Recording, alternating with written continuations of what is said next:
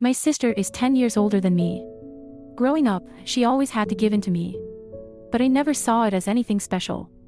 In my earliest memories, my parents were always fighting. Sometimes it got physical. Whenever my dad tried to hit my mom, my sister would step in.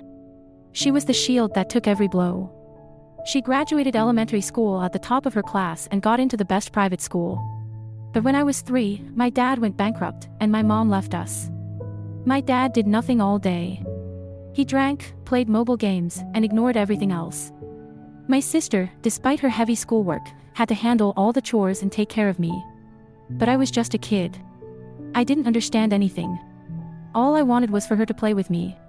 If she refused, I would cry. My dad would get mad and hit her. She never fought back.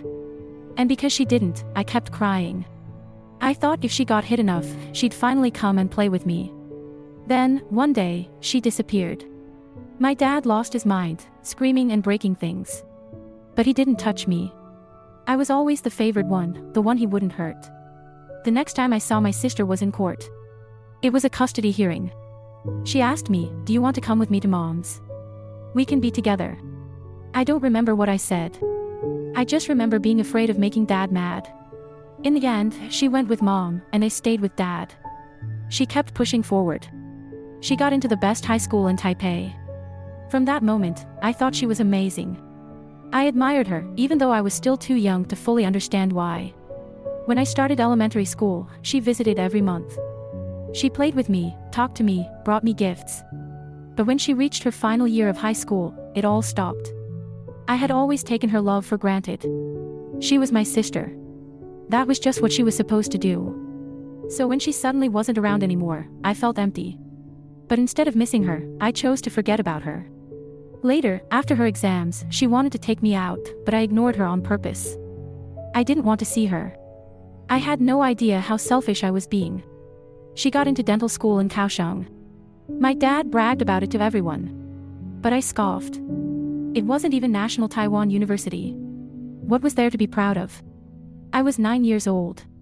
Over time, I grew resentful of her. I thought she had a better life because she left my dad. And that made me angry. Every time someone mentioned her, I felt annoyed. Then, when I was 10, my mom was diagnosed with cancer. For the first time in my life, I saw my sister cry. She held me tightly, and for the first time, she didn't seem strong at all. She looked small, helpless. I felt a sudden wave of guilt. There were no relatives to help us. She was the only one supporting Mom's medical bills. She bore it all alone. Luckily, after a year, Mom recovered. When I was about to enter middle school, my sister asked, "Do you want to go to a bilingual school?" I knew how expensive it was. My dad would never pay for it.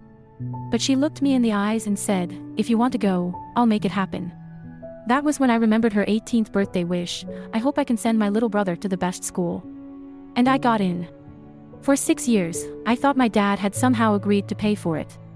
It wasn't until I was much older that I realized she had paid for it all by herself. Yesterday, I was stressing over college applications. I sat down with her and talked longer than I ever had in 18 years. That's when I finally learned what her life had been like. In middle school, she endured domestic violence. In high school, she was bullied and looked down on. She saved every penny, worked tutoring jobs, and used her money to buy me gifts. In college, while others were dating and having fun, she worked 2 jobs to pay for her tuition, my tuition, and our mom's medical expenses. I used to ask her why she never went out with friends. She always brushed it off. "There's nothing fun out there," she'd say. "Makeup ruins my skin. Dressing up is pointless. No one cares." But she was wrong. She was beautiful. My friends always told me how stunning she was. I never knew the weight she carried. Then one day, I found her old journal. I read her words, her struggles, and her pain. I saw that she had once thought about giving up entirely. But she didn't. When I got accepted into a great university, she cried. For the first time, I truly understood. She wasn't just my sister. She was my mother.